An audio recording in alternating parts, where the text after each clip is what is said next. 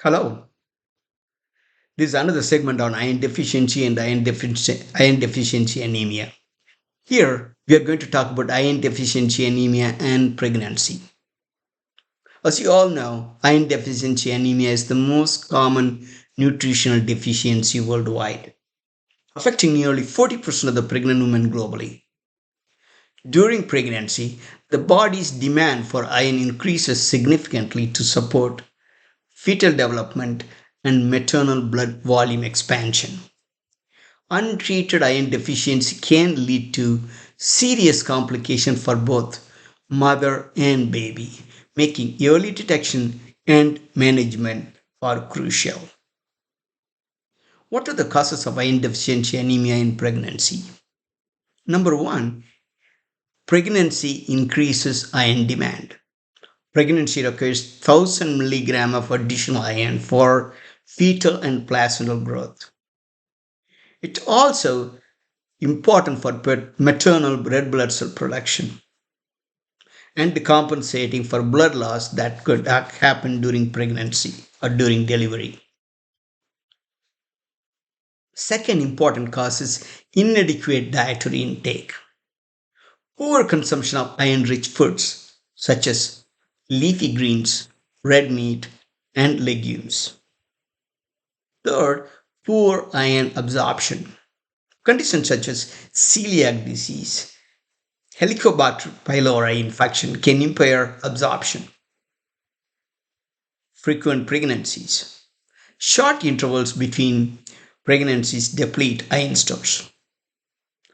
Finally, heavy menstrual bleeding pre-pregnancy leads to pre-existing iron deficiency.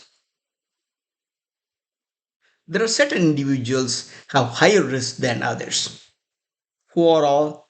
Number one, those who are strictly vegetarian and vegan dieters.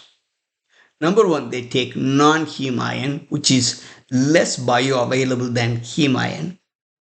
Second, those who have multiple pregnancies, like twins, triplets, that those individuals have higher iron demand than singleton pregnancies.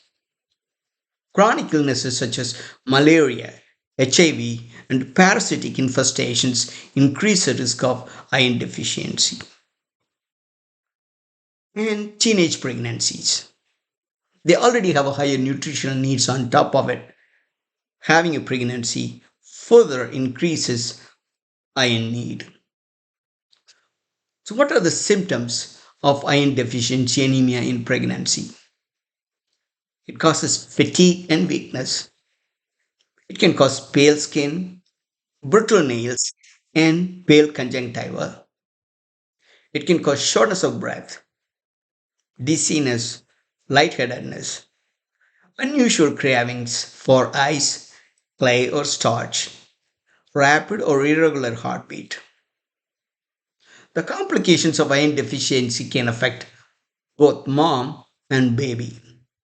For the mom, it can cause preterm labor, postpartum hemorrhage due to poor clotting, cardiac stress, severe anemia can lead to heart failure. It can cause increased risk of infections. For the baby, it can cause low birth weight, intrauterine growth restriction, or intrauterine growth retardation, development delay that can lead to or that can cause long term cognitive effects on the baby, and higher risk of neonatal anemia. Typically, the iron stores will persist or protect the baby till 6 months of age.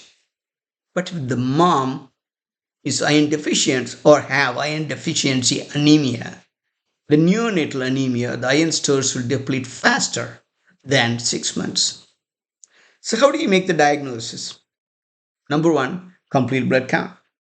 The complete blood count will show hemoglobin level. If it is less than 11 gram in the first and third trimester, less than 10.5 in second trimester, are defined as anemia in pregnancy.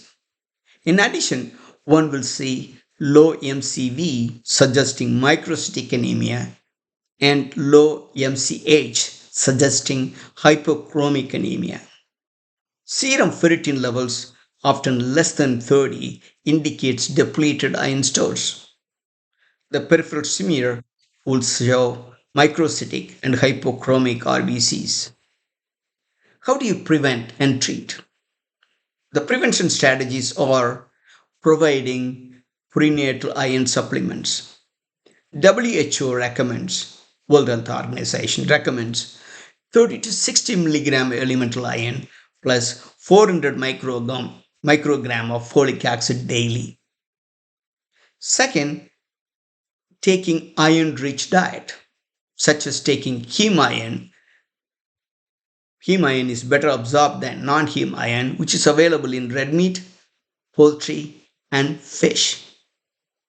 The non heme iron, has less bioavailability, absorption rate is 2 to 20%, available in spinach, lentils, and fortified cereals.